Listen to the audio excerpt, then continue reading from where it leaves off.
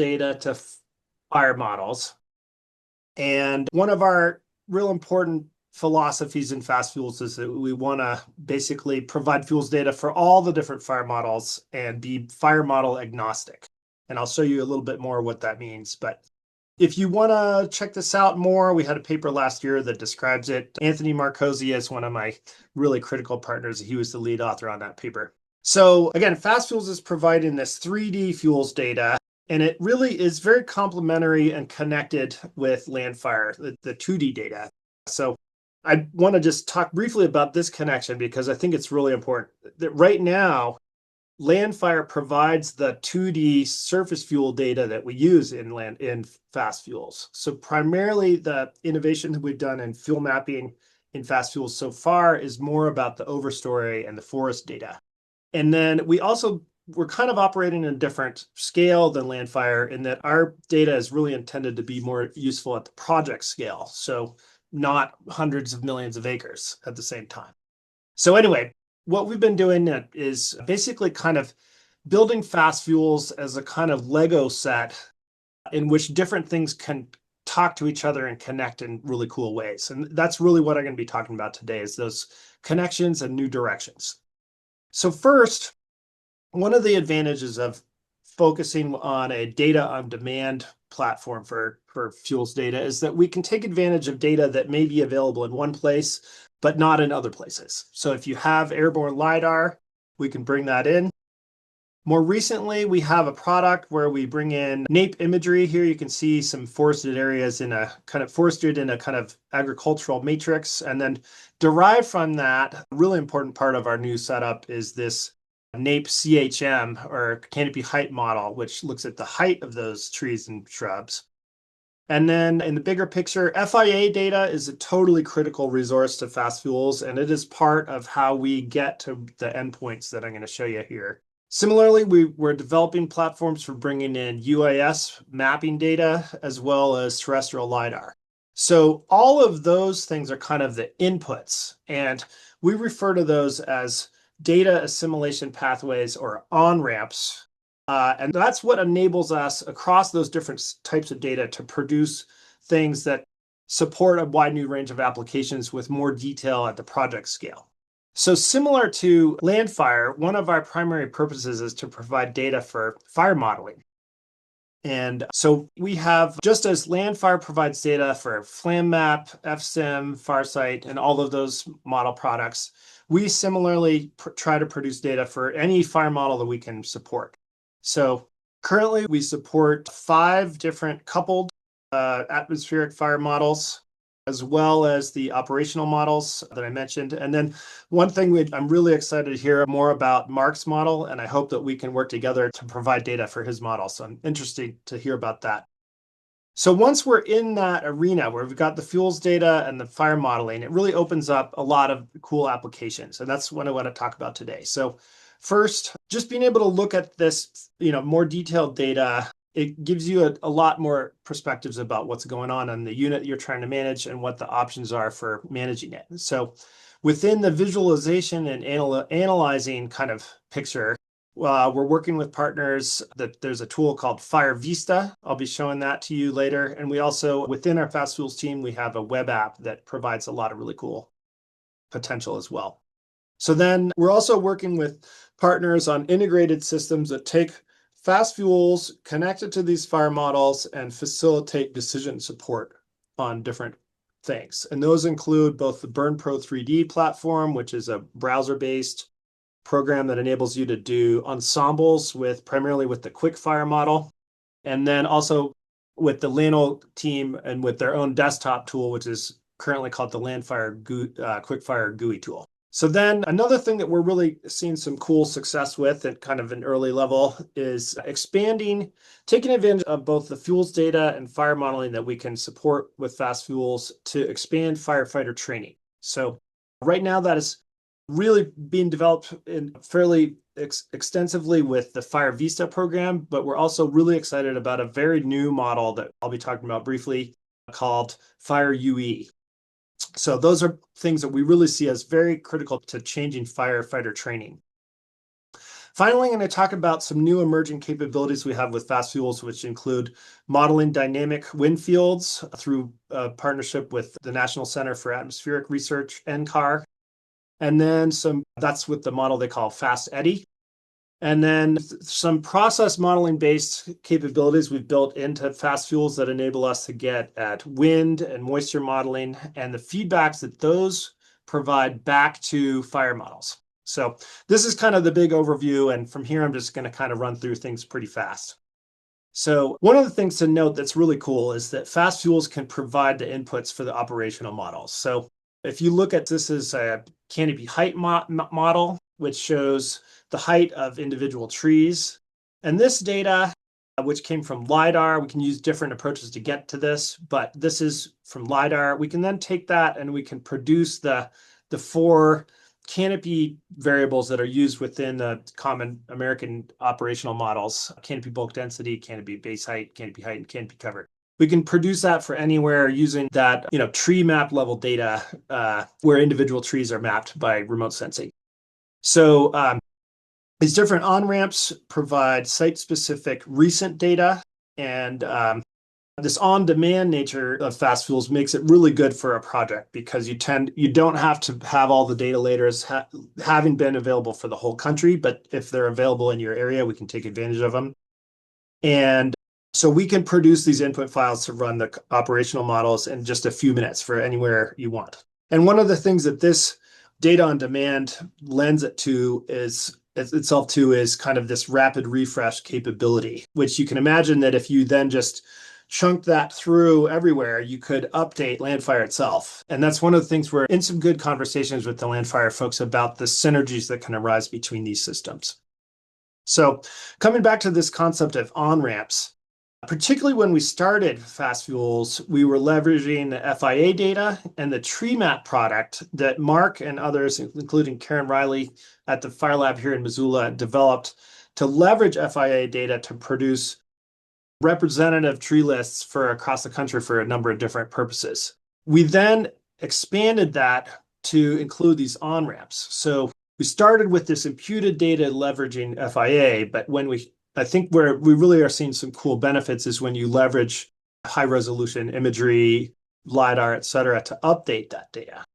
So for example, here's a site in Montana. We have a really great partnership with one of our indigenous tribes here, the Confederate Salish and Kootenai tribe, and we're really grateful to work with those folks. This is one of their units a bit north of Missoula, and this is what that looks like when we take ALS or airborne lidar scanning on-ramp and put it into fast fuels. So we're mapping the trees that the lidar is seeing. We're voxelizing that data. You can see also a really cool thing here. We have this shading on the surface. That's an associated canopy surface fuel model in which the trees are providing litter, which can accumulate over time, and the openings are providing grass, which can accumulate over time. So this is a modeling step that links the canopy and surface fuels in a cool way. So we can take that and then we can dump it into the quick fire model. So here you're seeing that same stand. There's a series of igniters who are moving through the unit, kind of in a typical way that we tend to do with prescribed fires.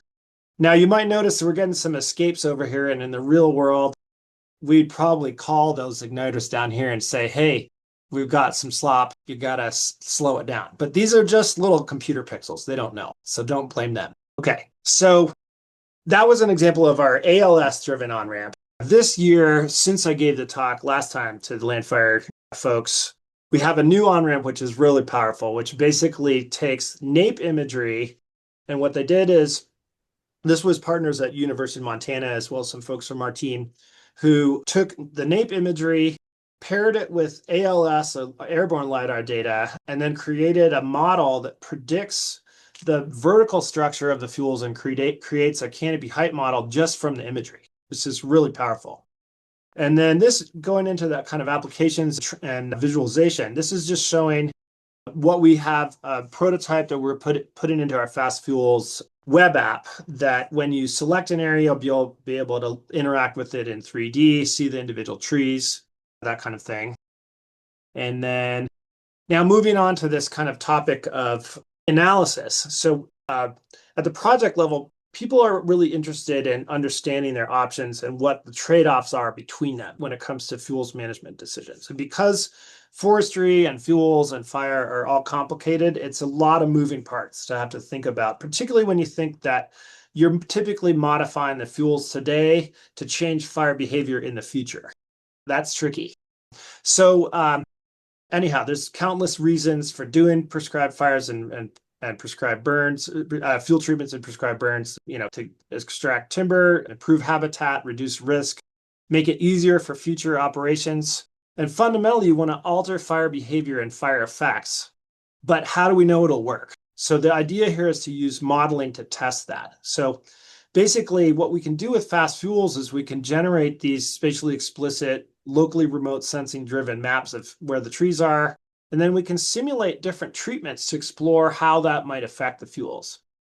So for example, here's a unit here in Montana where I think they might have already done the prescribed burn on this unit, but here's an untreated stand, and we're showing some experimental new metrics where we're looking at vertical connectivity within our voxel data. And here is the real world treatment. And there's a slight projection difference in those displays, by the way. And here's what that looks like after we run that same thing. So now you can see that the vertical connectivity at fuels was greatly disrupted, as you might expect by that thinning operation. And then we can take that and we can put it into QuickFire and simulate fire under different scenarios. And here I'm showing it with our Fire Vista visualization tool. And so this is the prescribed fire treated simulation case. And what you'll see is that right now the viewpoint is kind of a oblique perspective, but then we're going to kind of zoom in and illustrate the 3D nature of both the data and the modeling that's going on. And this capacity we think is really important for training, particularly where you can evaluate different ignition approaches. You can look at that fire with different environmental conditions. I think it gives people a way to explore these outcomes at a higher level of detail and depth than they've been able to do with some of the other tools. So there's the treated and prescribed fire case. The next one shows the same unit pre-treatment if a wildfire were to come through. So in this case, you'll see the fire kind of coming up the hill from below the unit, making its way up through that untreated stand. And of course, there's a wildfire just moving on through here. There's no controlled ignition. You get a very different kind of fire behavior, obviously, in those situations. You can also see the plume. So one of the cool things about these coupled models is typically that the fire behavior is linking to what the atmosphere is doing. And you can see that the plume follows the fire spread. Okay, now I'm going to show a new, very hot off the press new thing. So this is a new model, new system that was developed by Jake Bova at the University of Montana. He just defended his thesis, I think, last week. And his thesis was called Real-Time Immersive Wildfire Simulation, a Game Engine Approach. And what he did is I'm going to get this going. Okay, so what you'll see here is a coupled fire model that is implemented in a game engine, and it's extremely fast and responsive. So it's faster than real time, but it's still providing this coupled atmosphere behavior. And you'll see here in a second, the fire is going to get into the trees a little bit and flame up. And you'll see that the plume kind of correspondingly booms up. Okay, I think that's a really cool effect that we're seeing there. So the data that flows into this is fast fuel. So this is a really cool thing. We can, as part of this video, you'll see that Jake built a system that connects fast fuels, loads up the data in less than a minute, and off you go. So we think this is so in this case, he's showing the map interface. He's going to draw a little box. It's going to put him into the map. It's going to assemble the fast fuels tree list data. Again, coming from local remote sensing, so it's capturing the pattern of the actual trees out there.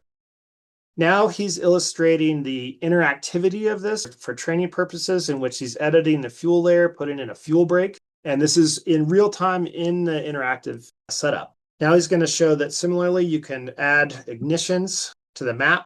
Note that the map is in the north-south orientation, whereas the view is, moving around as you change the camera. So I think that's just a really powerful tool for training. Let me keep going. Okay, so now I'm going to talk a little bit about some of the emerging science development that we're doing here. And I do definitely see all of these things as part of the science, but there's a real applied aspect to some of this stuff as well. So Hey Russ, I wanted to give you your 5 minute. Okay, thanks. Yeah. Okay, so I'm going to move right along. This is illustrating one of our new connections with advanced 3D meteorological model called Fast Eddy, developed at NCAR. So this is just an area that's 16 by 16 kilometers in Georgia. And we're focusing on this area here, which is 2.5 by 3.5 kilometers. This is that you take the fast fuels data, you feed it to Fast Eddy, and now you get coupled 3D dynamic winds that include the trees. Okay, so this is for the morning. You can see that the wind fields are not very developed. It's pretty slow. There's not a lot of real fast convective stuff going on. As we shift into later in the day, so now this is in the afternoon, you can see the winds have picked up. There's a much more developed convective stuff going on. And again, the structure of the vegetation is influencing that wind field. So the individual trees, as modeled with voxels and fast fuels, are changing that wind field. Okay, so now you see this is the same ignition, but 4 different wind field cases from the same day. So hour-long sections of this 3D wind field, okay? And you can see that in the afternoon cases, which are on the right, for the same ignition, you get way more fire behavior, okay? And I'll show that again now with the fuels backdrop. Okay, so here you can see the fire changing. It's many times bigger than the earlier morning case right now. You can see, so the exact same ignition pattern over space and time, but with a more active, more dynamically engaged atmosphere, you get a really different outcome. Okay, now I'm just going to close up with a couple things about some of the other emerging science things that we're building into fast fuel. So one of the things we've done is we've built a fast-running 3D light model that looks through the voxels and looks at how the forest affects the shadows and accumulation of solar energy on the forest floor. This has a lot of applications in fuel dynamics over time, as well as building the foundation for more process-based connections. So here you can see an example of a stand with the shadows changing over the course of the day. And we've hooked this up to carbon accounting so we can actually do process-based forest growth. Okay, so now just a couple slides to summarize. We're really excited about fast fuels, kind of providing data at the project level in a complementary way that fits back into systems like LANDFIRE. We really see a lot of synergies there. Again, it's data on demand. It's pulling data from multiple sources. We really are serious about providing data for multiple fire models, and we think that can be a really powerful thing. And we think that this higher detail fuels data supports more informed decision-making and helping people kind of close the gap between the bigger picture landscape view and their specific project. And here's just some eye candy UAS video from some of our burn experiments out in Oregon with the Nature Conservancy at the Sycan Marsh. So Megan, I see you're from TNC, so you can appreciate that that's such a cool thing out there. I'm really grateful for those partners. So that's it for me. I do have a few more slides if people have questions about particular things, but other than that, I'm done. Awesome. Thank you so much. I think we have time for one question.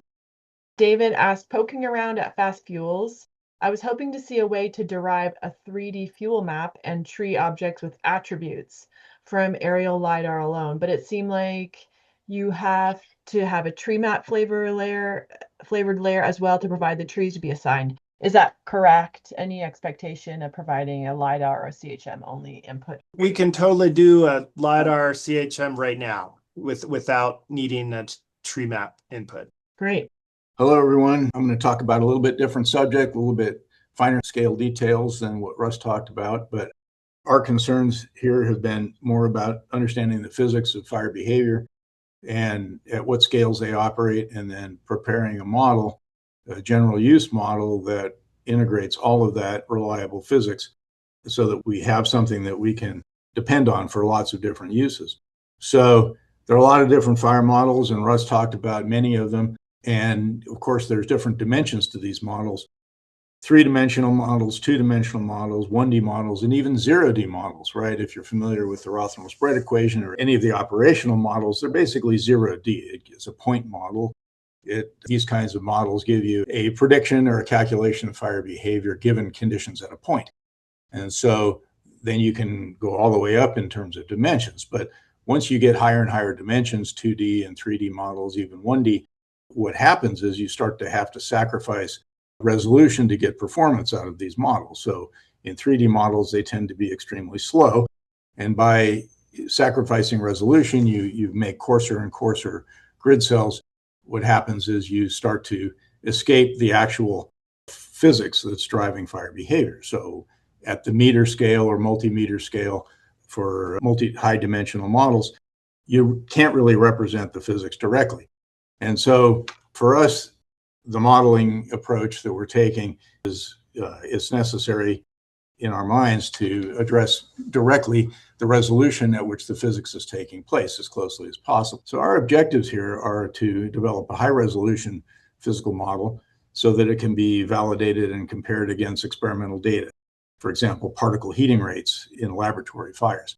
That's very difficult to do with many of the physical models because they're operating at very coarse resolution. And so maybe you can compare spread rates, but you can get many different explanations for a given spread rate that are not actually physically correct. So we want to be able to establish clear connection between the physical processes and experimental data, both in the laboratory and the field. So we're looking for a simplest formulation possible of these physical processes. And one of the guiding principles of this is the operational aim of the modeling, where you really won't know very much about the actual fire environment. You won't know what the winds are everywhere all the time, or even the fuel materials at fine scales. And so we can't put in such highly dependent physics on those fine scale processes that you really have a high level model, a very high fidelity model that can't be driven by high fidelity data. So that's a big issue. And I think we'll talk about that at the end, about how to do that. We want a very fast running model. So we're not willing to wait for hours for simple calculations, both in its native formulation, running a simulation on a personal computer or something like that, but also with a surrogate for this model. And I'm going to talk at the very end using machine learning, a project that we did with Google Research, using machine learning to model the model as a way to implement a physical model that runs extremely quickly, almost with no computational overhead at all. We want to be able to deal with non-uniform fuel, highly variable topography, and weather, because those are the real situations. And if we're able to do this in an efficient fashion with either the native model or an ML surrogate, then we can embed this in many different applications of two-dimensional or three-dimensional fire behavior, in addition to standalone uses of the model for training or for just performing simple calculations. So let's have a look. The physics I've talked about really breaks down into three different main components. One is the combustion energy release. The second is the heat transfer from what's burning to adjacent fuel materials, that if the rates and amounts of heat transfer are sufficient, then you get ignition. Those fuels begin to burn, and then the process continues. The cycle continues where those fuels burning release heat and it's transferred and you get ignition. And if that cycle continues in a coupled fashion, then you get spread. And you also get not just steady state behaviors, which is actually, that's how we normally think about fire behavior, as a steady state kind of condition of spread or intensity, those kinds of things. But actually, that's the exception to the rule, given that most of the environmental characteristics that drive fire are highly heterogeneous. So steady state is not something to be expected. And if we properly model all of these different components, then we get a dynamic behavior where the fire is constantly changing how it proceeds in the succeeding time steps, for example. Okay, so the simplest one model formulation that retains high resolution so that we can represent the physics as best we can is a 1D formulation. And you might think, well, that's aiming pretty low, but actually, compared to our operational models that are 0D at the moment, a 1D formulation is a major step. And by 1D, I mean a chain of cells in one dimension extending in one linear dimension away from, say, an ignition point or where the fire is at a current point. And by having a 1D formulation, you can get away with very high resolution. We're talking about centimeters, even millimeter scale resolution, where you have individual particles represented, and those particles and their response to their environment or the boundary conditions determines whether they ignite or they don't ignite, or whether they decompose with the heating that they're exposed to. We can represent in these fine scale, because we're only dealing in one dimension, the heating and cooling in response to a changing environment. And so what we get is submodels for particle behavior, particles of arbitrary sizes. We're not limited, of course, to any kind of 1 hour, 10-hour categorization that's been historically common in fire behavior, brought in by fire danger rating, actually, not because of fire behavior calculations. But so we're able to represent arbitrary particles of, and this is dead fuel. Live fuel is going to present a large problem for us for a long period of time. So I don't want to lead you on to think that we have live fuel capabilities in any of this, in any models actually at present. It's extremely a challenging problem. But as these fuel particles are heated and cooled, being embedded in cold air but subjected to radiant and convective heating, then eventually they may reach a critical ignition temperature and then begin to release energy. So the other part of 1D formulation is we have burning rates. And so when you have an ignition or you have a patch of fuels, for example, that's on fire, then you need to know how long it's burning and at what rate. And that energy release is actually a very difficult physical problem to solve. I'll show you some examples from some experiments that illustrate this and why most current models actually don't handle properly the burning rates, even of fine fuels. And part of the reason is that the energy release rate of a fuel bed depends not only on particle properties, but also on fuel bed properties. So you can pack the same fuel particle in differently into a bed, and it burns differently in a sparse bed versus an open bed, for example. And fine fuels less than about 5 millimeters, 6 millimeters in diameter burn differently than larger woody fuels. And larger woody fuel combustion depends heavily on ventilation, for example, wind. So here's an example from laboratory burns where we've got the same particle sizes, just packed differently. So the very top video there, the top panel, is where it's open packed, very sparse, packing ratio of 0.048. And the residence time there is about 15 seconds. But on the bottom one, it's exactly the same particle sizes, just packed in about 3 times more dense. And you have a particle residence time about 45 seconds. So this is not, the energy release rate of a fuel bed is not just a function of particle size.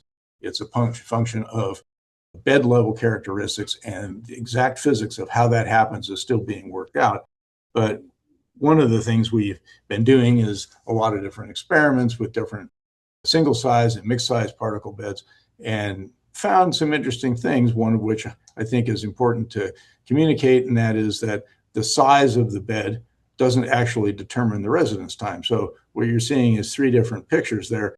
A very large bed that's about 3 to 4 meters wide, and then a medium-sized bed that's about 2 meters wide, and then, or 6/10 of a meter wide, and then a very small one that's 20 centimeters wide, and they all produce the same kinds of residence. So the burning rate model that we currently use in the physical model, we're comparing here the observed versus predicted, and you're seeing the different colored dots all fall along the same line, even though they come from many different size beds, widely varying beds.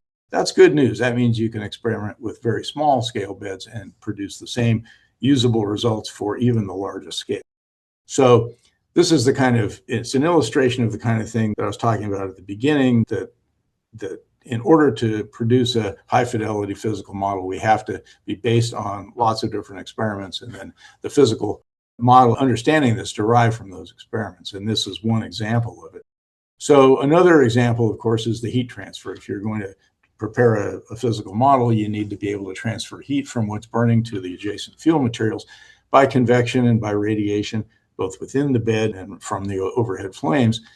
And as part of that, if the flame dimensions become important, everybody's familiar with the fact that flame length relates to fire line intensity. The problem is that about 60 years worth of fire research is not exactly correct in that regard. Flame length is also dependent on flame zone depth. And we've done an awful lot of experiments with gas burners in order to demonstrate this, so that the modeling is actually has the right dynamics in it. And so these are examples of gas burners where we have line fires with varying intensity and varying flame zone depth and slopes and different winds. And we can study fire behavior and flame dynamics a lot more carefully than you can in spreading fires. And that's the reason we've been able to make some of these discoveries. And so here's just another example of this, another example of a sand burner in the wind tunnel. And a quick illustration of these results is, I think, to make it readily apparent what's going on.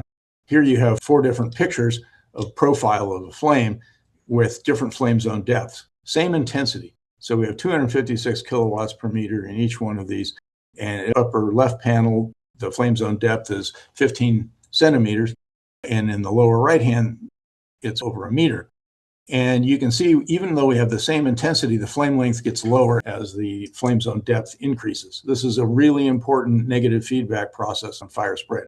And if you don't have negative feedback processes in a physical model, you have a runaway condition. The fire gets, the faster it spreads, the higher the intensity, the more energy that's transferred, and the faster the fire spreads, etc. So there are important negative feedbacks to consider in a physical model, and this is just one of them. So so far I've been talking about and kind of implying fire spread in one dimension, and that is the heading direction. So if you're familiar with all the operational fire models, you know that that's the only direction that they actually make any calculations for, is spread in the heading direction with the wind or with the slope. And so that's kind of how I've communicated the 1D modeling that we're doing right now.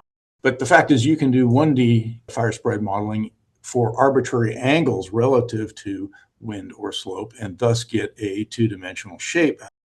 So you're seeing on the set of axes there that we have a 1-dimensional arrow going straight up, and that's the heading direction, but you can draw a 1-dimensional arrow going at arbitrary angles.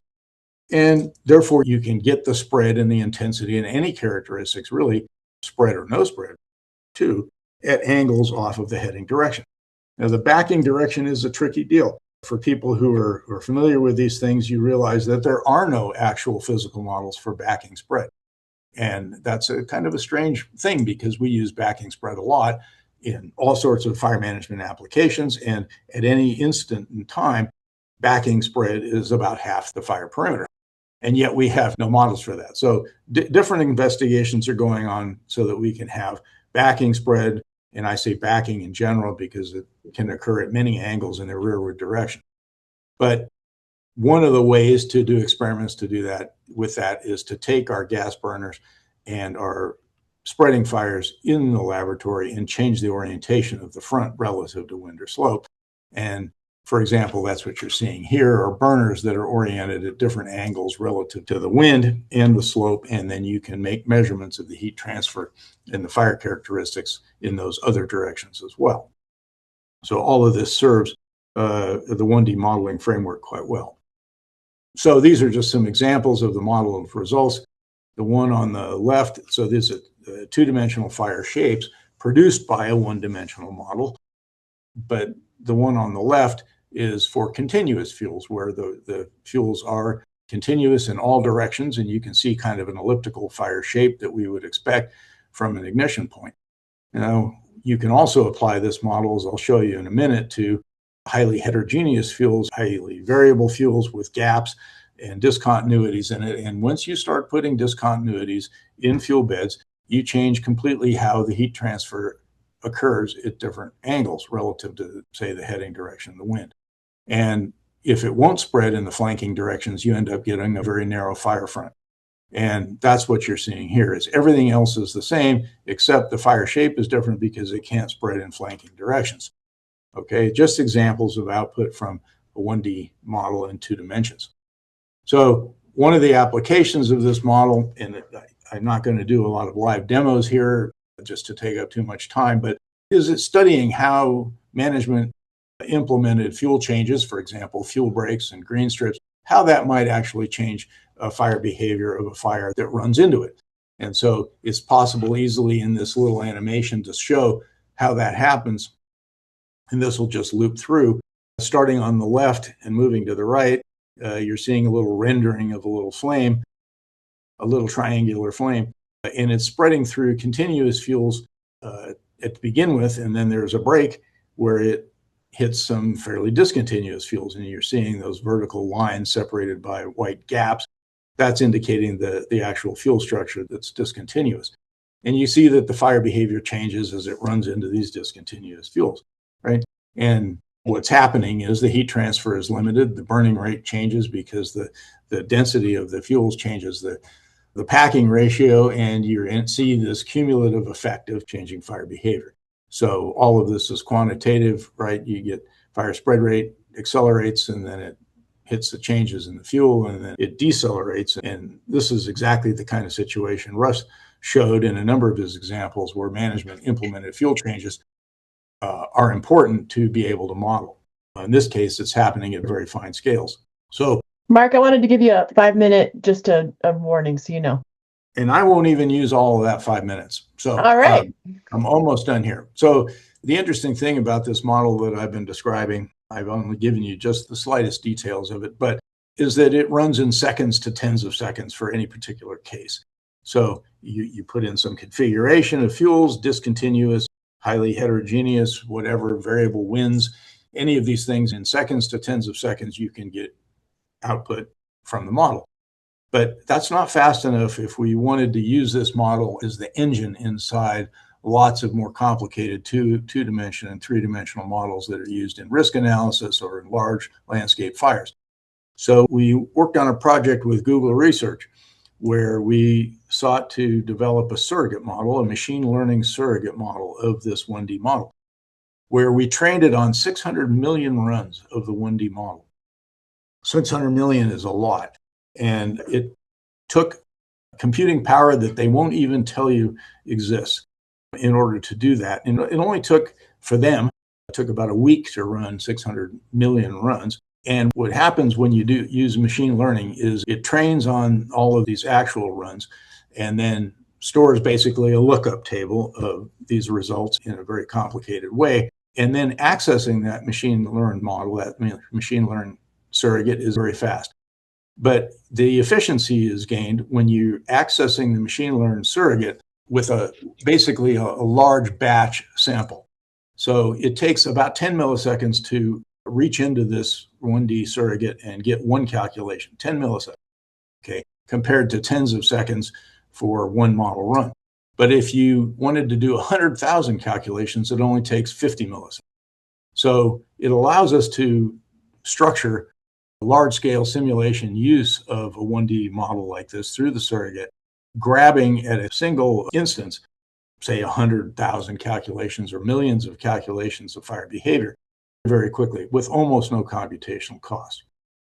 And if you'd like to play around with this 1D surrogate, we've hosted it on a website here at the Fire Lab, and you're able to run it and mess with it. And it'll do all these graphics. I'm not going to show you an example of it, but it'll show you a lot of these outputs instantaneously, pretty much instantaneously. Any of the lag involved in translating your changes to the interface in the model output is mostly due to simply the rendering. It's not due to the machine learning model. But I'll pop this web link into the chat, and so that you can all go play with that.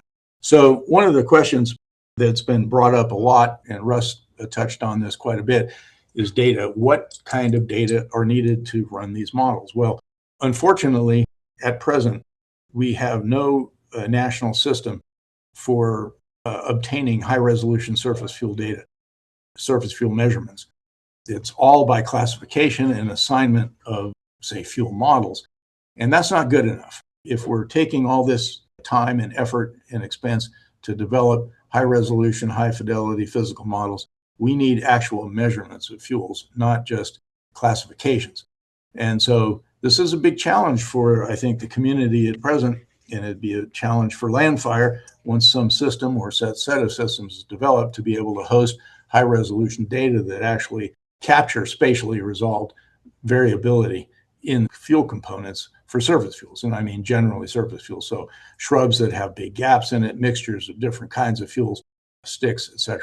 So I don't have the answer to that, but someone's going to have to work on that if any of these models are going to be reliable and related to actual field conditions.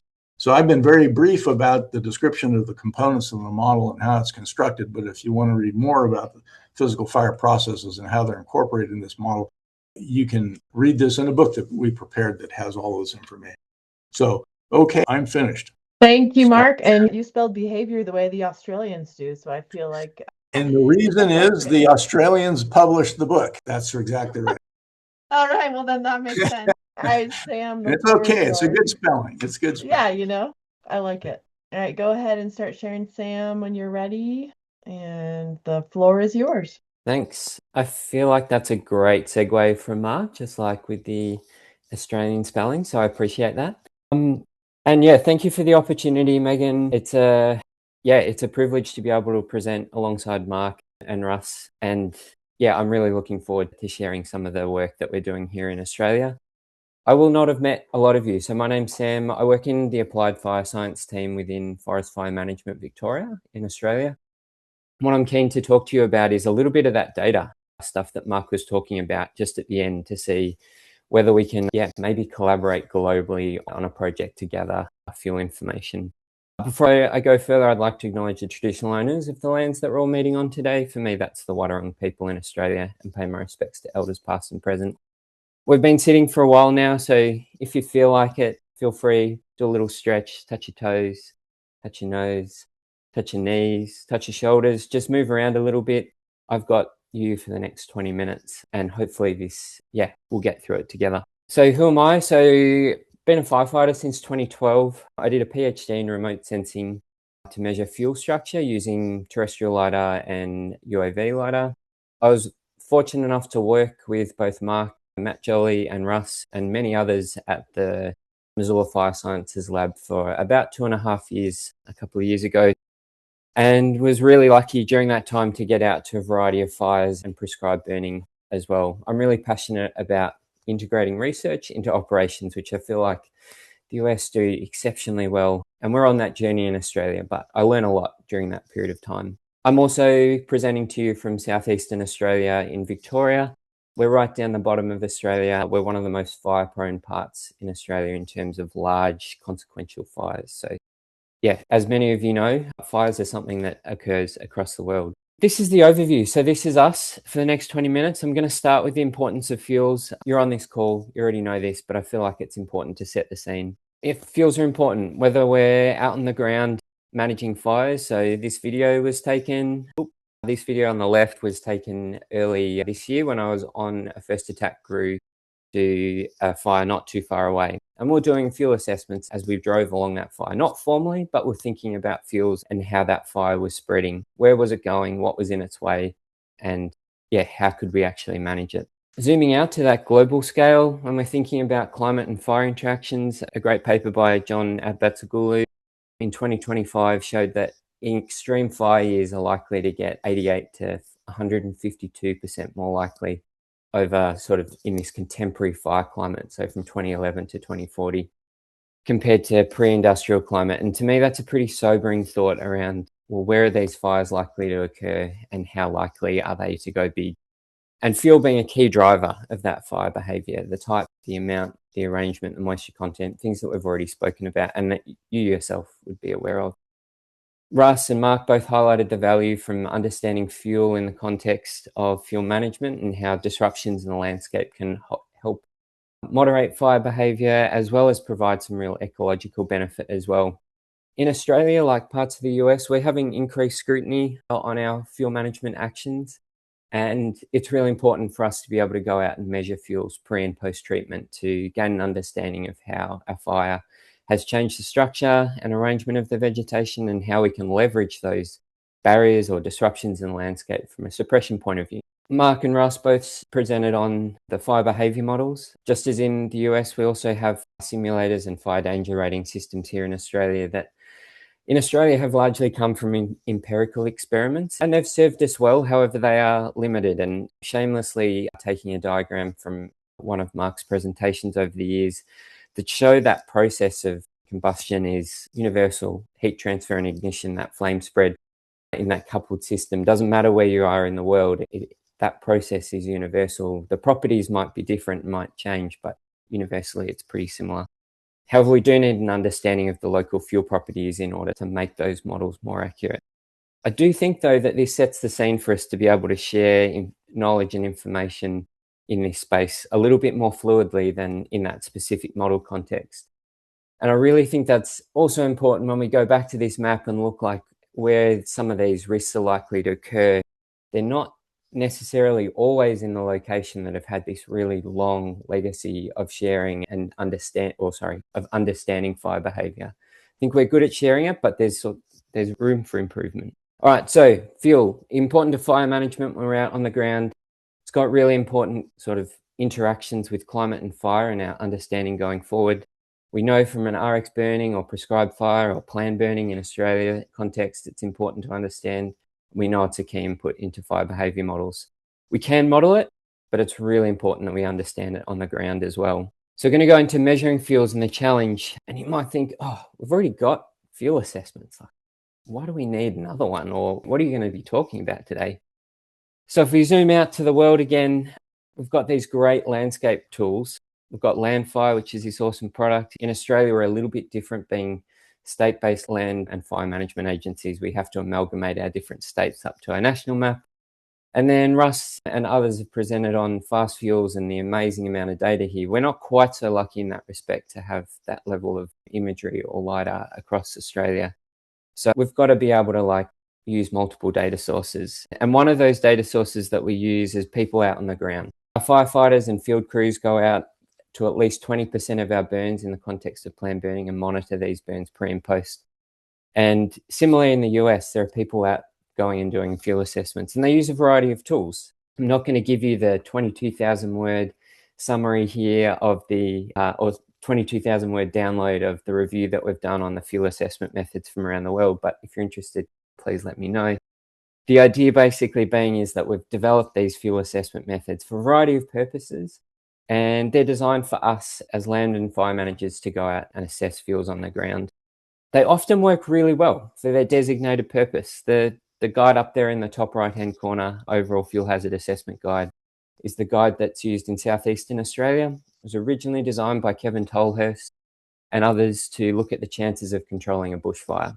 It works quite well. It's just that we've extended it beyond that purpose now to try and validate inputs into fire behavior models, to assess pre-post burn, and extending it way beyond what it was originally designed to do. It's inherently quite quick visual assessment, but it's very subjective and variable and produces some variable assessments, which if you're a rating here or there off in the context of a bushfire, it's probably not going to change your management actions too much. But if you're a little bit off, if you're a class off when you're looking at the pre-post differences to prescribed burning or validating inputs, that has a big deal for the impact on that particular purpose. The FCCS model and digital photo series are great tools in the US. FCCS is incredibly detailed and takes a fair time to do. So I wouldn't necessarily, we've really struggled to be able to roll out some of those more detailed methods to field crews and be able to capture data in a really efficient way. We also use these tools for different purposes. As I mentioned before, we've got rapid ones and we've got longer ones, and sometimes they can be used outside of their original domain, which really limits their sort of utility. And as we've seen from Mark and Russ, these new fire behavior models need inputs that we don't systematically go out and capture. The last point here is just we need these things to be sensitive to change and sensitive to the change that we care about. I think sometimes when we lock ourselves into fuel type mapping, so MCO 1, 2, 3, 4, 5, etc., can we capture the divergent sort of vegetation changes that might be resulting from climate fire interactions where you burn the same thing, same place 2, 3, 4 times? Do those categories actually pick up on those nuances of vegetation changes in a changing climate? Not completely sure, but it'd be nice to know that the method or the approach is sensitive to that. And there's a lot of public research out there that highlights some of the limitations of these guides too. All right, so I've sort of set the scene. There are some limitations in the current approach. I'm going to get into the nuts and bolts of the Universal Fuel Assessment Guide here and see what you think.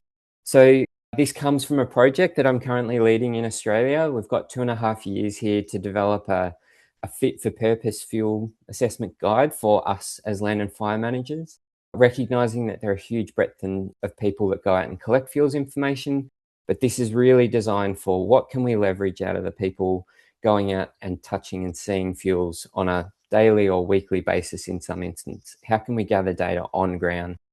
We've got money for research as well as training, and I think there's a real opportunity to lean back into that, to what we heard Russ and Mark speak about earlier, that like this, we can share knowledge here. These principles of combustion, heat transfer and ignition are universal here. It's about priming the fuel properties to help us better describe a potential fire in an area. So if I come back to the limitations, I'm not expecting you to read these ones. We've run over them already. We've got some proposals to help address some of these limitations. And the limitations could probably be expanded to a more nuanced degree, but these are just for the purpose of this, I've reduced it to 4. I'd love to talk about, all the different options, but we're going to go to 4. And I'm going to start by talking about how we can hopefully address some of these limitations with some proposals. So new fuel categories, this sort of sets the scene for the guide. The idea is that this is a really bottom-up approach, and it's focused on assessing what you can see. And this builds on some of the work that I worked with Matt Jolie on during my Fulbright, and really focuses in on like a consistent set of attributes, but also properties that we could go out and measure consistently. But also not need a master's or a PhD or super duper training to be able to do it. So we start with surface fuels. We're looking for the type, the depth, the cover, the packing ratio, and surface area to volume ratio are important, but we may not be able to measure them directly, but there might be opportunities to model that, or in some instances in a detailed assessment, we might be able to gather data to be able to do it. Moisture content and load. We then go to grasses as the next thing up. We know that fire behaves differently in grasses as it does to a shrub. We want to be able to just pick up, are these things present here? A really key thing that we're going to try and integrate here is gappiness. It's not the neatest word, I recognize that, but it's recognizing that discontinuity in fuels and how that might influence fire behavior. Also shrubs here. So these, I'm asking you to think about the fuels in your local area and go, can you see these categories here? Other fuels, it's sort of a bit of a catch-all at the moment, but it's those key fire indicator species that either might come back really quickly post-wildfire or planned burn, or might dramatically influence fire behavior like palmetto or something like that in the southeast of the US, which we know influences fire behavior but aren't naturally a grass or a shrub. Also, trees and bark. For us in Australia, bark is a huge indicator of potential fire spread and breaching of control lines. I've got a picture coming up which illustrates that pretty easily. Woody debris, we actually, in Australia, none of our fuel assessment methods formally capture woody debris, so the 1, 10, 100,000 hour fuels, but we recognize it's really important from a fire behavior point of view, but also from a carbon point of view as well, so actually throwing that in officially, as well as an overall connectivity assessment. How are the fuels distributed both vertically and horizontally in terms of the gaps and the amount of air around them? So, all right, we've got these categories, and I'm presenting to you as like we're within sort of the first 6 months of this project. So I don't have a heap of results, but these are the concepts that we are going to be testing over the next little while. So we thought, well, this is a big change. We should test this. So we gathered 12 assessors. We're in the southeast of Victoria here, and we compared our current assessment approach to this new fuel assessment method. Bearing in mind, one of the greatest challenges of this approach is the subjectivity of what's, in our context, what's near surface fuel, the fuel close to the ground, and what's elevated fuel. Sounds simple, not so simple, it turns out, when you've got shrubs 1 to 2 to 3 meters high. So we've got our 12 assessors. To put you in the context of what these fuels look like, we've got a mixture of shrubs, bracken, wiregrass, grass trees, some stringy bark fuels here as well. This is a hard one to do using our current approach. We also captured some TLS data here, which we're thinking about the future here, about those on-ramps and how we can get more objective data here than compared to visual. But at our first level, we're going to compare visual assessments here. And this illustrates what we're hoping to achieve pretty well. On the left-hand side, we've got, of the gold line there, we've got near surface and elevated cover. That is our current approach to classifying fuels. And we can see amongst the 13 of us, we had a pretty high distribution. People thinking we had 100% near surface right down to 50%. And similarly in elevated, we had people going, well, less than 10% elevated cover, all the way up to 90%. That's a huge variation. If we're plugging that into a model such as Phoenix, we're going to get pretty darn different results based on that. To the right of the gold line, we've got our new proposed categories. We've got shrubs, grasses, and grass, tree, bracken, and fern, that other category.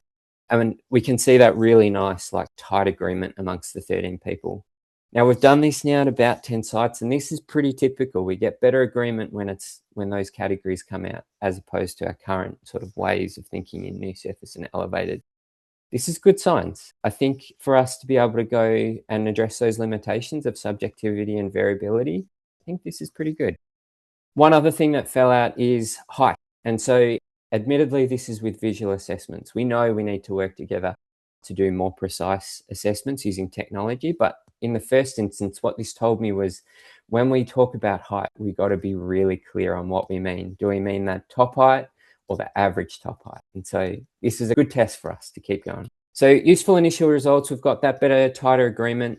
We've got to make this collectible for us in Australia, by firefighters or field crews. They're the same people for us, and they've got to have pretty limited training. So this was done with 15 minutes whirlwind of the categories and the attributes that we wanted them to assess. We could produce the best scientific method in the world, but if it's not validated by feedback, we're sort of like shooting in the dark a bit. So great feedback from the field crew about easy to identify. PBU, Sectorcom, burn officers, we had 4 of them with us. They're like, I don't always have 20 minutes to do these assessments. I need to be able to do it out of the window of the ute or the pickup. And I need a summary rating. I don't have like 5 minutes to relay a sit rep of 20 attributes. I need something that brings it together. Which is my segue to the next proposal about, let's think about creating fit for purpose guides. And we're proposing to have a rapid fuel assessment guide that's like basically a really quick flip book, and a standard assessment guide. One, you pick up if you're doing that rapid size up. It's visual, it's intuitive. You almost don't need the guide because you're looking at the stuff that is right in front of you. And we want that to link to like potential fire behavior and suppressibility. We'll take the trade-off of accuracy and precision here just to gather some data to feed back into an incident management team or another Sectorcom or DivCom or incoming crews. On the other hand, we'll have a standard method that might take 20 to 30 minutes, use a little bit more technology to achieve that higher precision and accuracy, but you're going to use it in the context of pre-post burn assessments.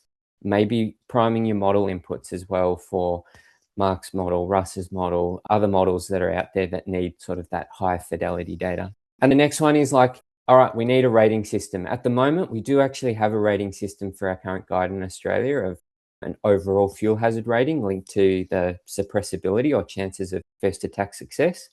We know we need to do something similar, particularly in that rapid context.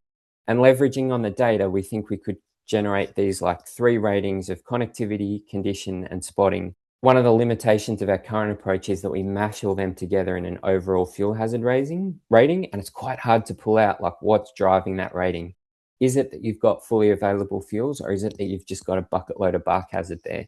So by actually like pulling them apart, still only having still combining ratings together, combining attributes together, but you end up with 3 pretty discrete but easy to sort of interpret ratings there. I mentioned this bark challenge before, and this is some of the in this standard method, we'd have this like numerical rating. And this was a picture taken last year actually at a first attack fire again. You can see the volume of stringy bark just falling off these trees and us sort of quickly retreating out the back here, knowing that we weren't going to have luck on this first attack here.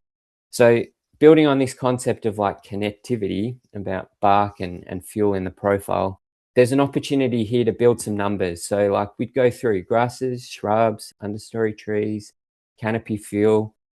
We'd get measurements for this, and then we can start to like develop a relationship or an equation here that says, all right, how much fuel is in the profile? What are the gaps vertically? But this is just vertical connectivity at the moment. We're going to think about the horizontal discontinuity as well. We can penalize gaps closer to the ground, place more weighting on those, and then and let bark come in here to sort of bridge gaps as well in an Australian context. We could take that out in a US context as well, but this is the idea. If we can get some numbers that we can then bin from like a rapid perspective, this is sort of being able to have these data-driven ratings that instead of just intuitive or in sort of broadly grouped at the moment, we can have them underwritten by numbers as well. All right, last bit here. Hopefully I'm going okay for time, Megan. Integrating new tech here. Russ and Mark have spoke about these fantastic new models and some opportunities for these on-ramps. I think Russ highlighted the huge benefits that we've got from imagery and lidar, and highlighting some of the work of Anthony Marcosi in this space as well. This is amazing stuff. And we're a little bit behind in Australia, but I think there's lots of opportunities to collaborate here. So we've got these two sort of broad buckets of research funding here. We've got remote sensing stuff, a remote sensing bucket. And I really wanted to highlight that we're not naive to the fact that there's been a huge amount of work in the US as well as Australia to actually advance this space in terms of what can we capture from these 3D remote sensing systems from the ground and from drones. And this is a huge windfall for us in terms of describing and measuring fuels in more accuracy and detail than we could ever get from a visual assessment, to the extent we've probably surpassed the ability at the moment of what the models can handle in terms, or our current operational models, notwithstanding the work that Russ and Mark have pointed to, of Farsight and Phoenix and Spark in actually being able to integrate those inputs. So we'd look to leverage this amazing work that's gone on in this space, but build on it. And I think this sort of gets at that data challenge that Mark highlighted at the end, is that we need really good surface measurements to be able to prime these models. Cover isn't enough, nor is sort of depth. We've got to look at the separation between particles. But in our context, we can't spend 4 hours at a site doing this over a 20-meter plot. So can we leverage the tools that are in people's pockets, like smartphone images, take a downward looking image, use a bit of work that we did in 2019 and others have done around the world to actually pull out and segment soil, woody debris, leaf litter, moss, forbs and graminoids, or shrubs, or the things that I spoke about before, automatically from these images, so that we can then use that as an input into new models. We'd also look at flipping that image up and putting some reference markers out around the plot to look at density and also maybe height that we could get out if we take more than 2 images from a particular point. Also looking at TLS and UAV lidar, can we use those same categories of grasses, shrubs, trees to be able to extract that life form data out of it? That's a challenge for us from a structure perspective, but I think it's an important one. And then can we use that data to develop connectivity metrics and that gappiness that is actually really hard to do from a visual perspective, but these tools provide data and opportunities to do that, which I think, as Mark and Russ have both showed, is that discontinuity is a really important factor in how fire behavior is actually modeled. There are some challenges in terms of occlusion and co-registration, particularly if we're looking from a rapid point of view. We may not have times nor the expertise to merge 5, 10 scans together. How can we account for that in a single scan protocol like Scott Potswinski and others, Nicholas Skoronsky, Mike Gallagher have proposed in the US, similar in Australia? How can we use that single scan data, account for occlusion, and if possible, co-register on the fly as well? Lots of interesting research to happen in that space. The last one that I'll point to is this fuels and fire research. We know we need methods for capturing this data, both in a rapid visual sense, but also in a more detailed sense. And going to a common denominator here of all right, we know not everyone's going to have a UAV lidar nor a TLS to be able to capture this data. But what's the thing that we can get out of images to improve that subjectivity or decrease that subjectivity and improve that precision and accuracy? We know these models require load as well, so there's going to be some field work looking at how grasses, shrubs, other fuels actually contribute to that load. There's opportunities, again, to link remote sensing and the fuels and fire behavior research from a horizontal and vertical connectivity, and test with these fire behavior models that are coming out now.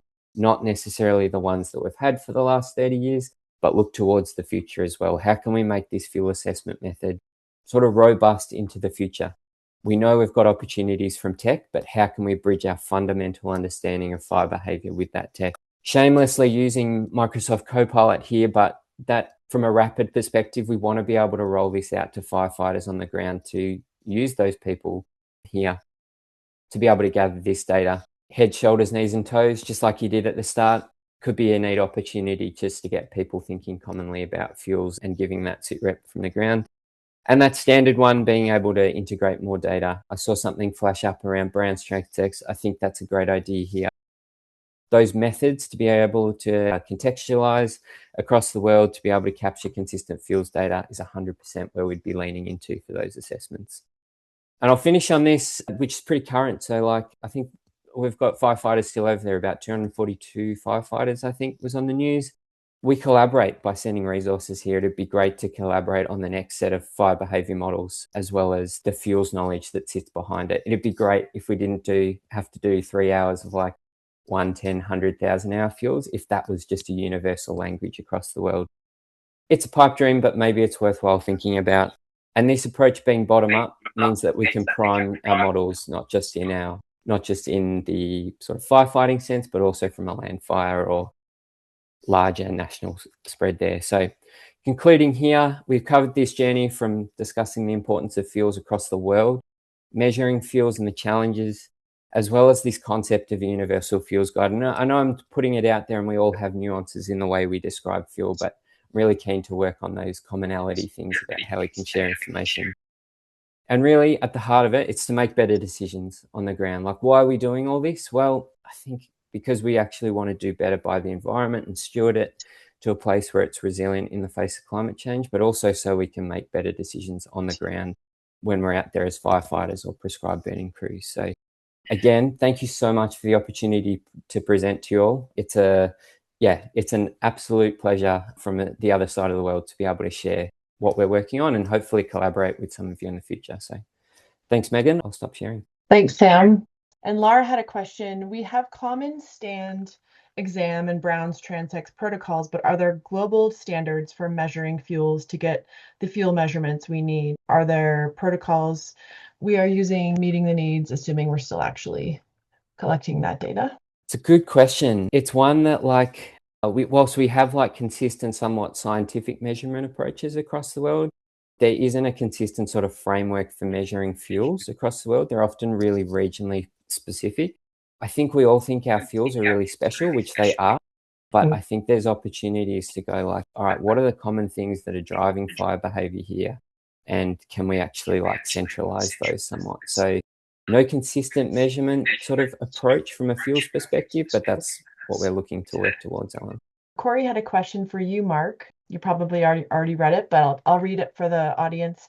Can you talk about how you see this research moving into the current management fire behavior models, for example, Farsight, Family, the next generation of these models, or other tools that managers use? How do we bridge the complex science with management application? I think that's the $1 million question, but leave it to Corey, my colleague, to ask that. Yeah, it is $1 million question. But I see a fairly clear path forward, provided that a couple things are accomplished. One is the surface fuel characteristics are quantified by some technique. It's really important that we go beyond, say, just transect-based inventories, because those are non-spatial. It doesn't tell us the variability. And so Sam did a great job of describing all of this variability and how we have to do it. I think there is some technique out there that involves some kind of remote sensing, whether it's terrestrial lidar, I don't know. But you need particle, loadings by particle size, and you need the vertical characteristics and the variability. If you don't have that, there's no point to even applying these models, in my opinion. But the other thing is, I think there's a fairly direct line of transition between current models and new models with using machine learning, for example, the way I showed it, where you take a high fidelity physical model and you use that as the basis for training a much simpler approach to the whole thing. Therefore, you preserve the physics, but you actually have a operationally fast model.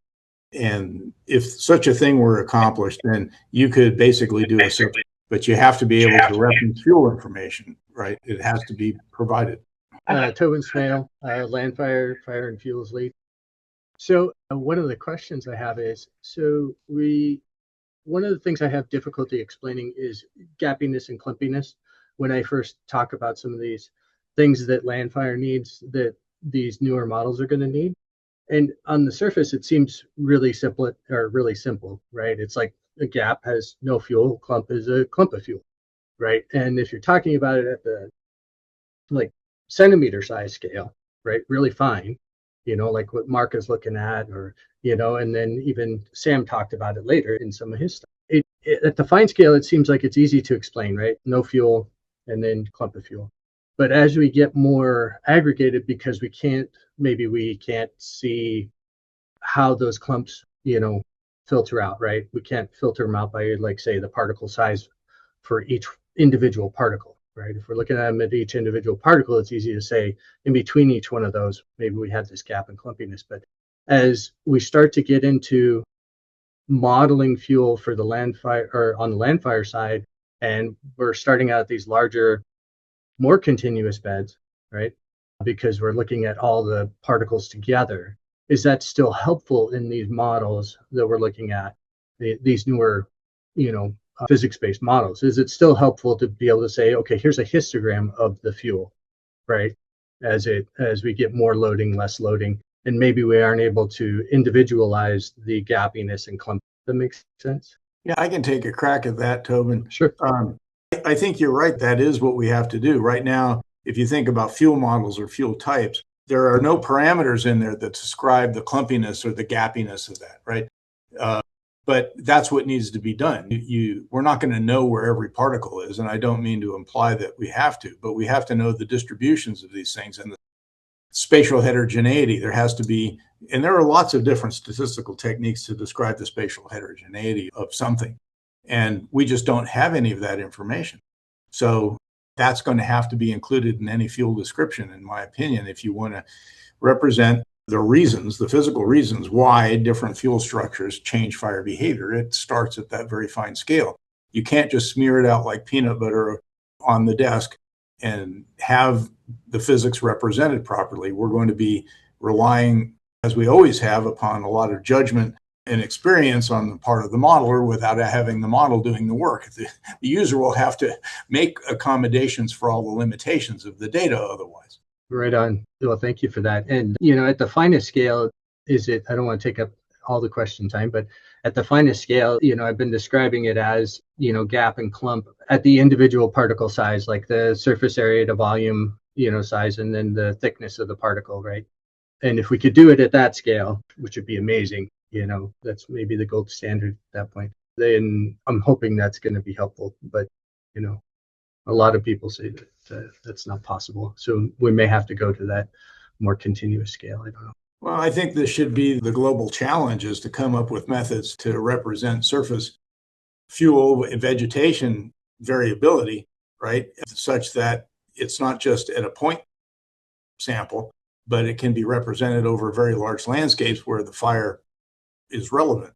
And so to me, it's just a global challenge. You throw down the gauntlet and you say, look, this is what we need to do, and get a lot of good ideas on how to do it. Right on. Thank you. Appreciate it. Thanks, Mark. Thanks, Tobin. And thanks for putting that link in there, Russ. How do you pronounce that? Lacunarity, yeah. So Lacunarity. There's some real interesting literature on this going back into the early 90s. And most recently, this paper that I just linked there offers some R code for calculating this on different data sets, including like voxelized data you could get from TLS or whatever. So I think there are some tools for looking at this. And I do generally think that the kind of fractal nature of fuels is something that's really relevant to trying to build understanding across this wide range of scales that we need to deal with. That's a fundamentally challenging thing. It's that kind of literature is, I think, very applicable to some of these questions, but we definitely don't have all the answers yet by any means.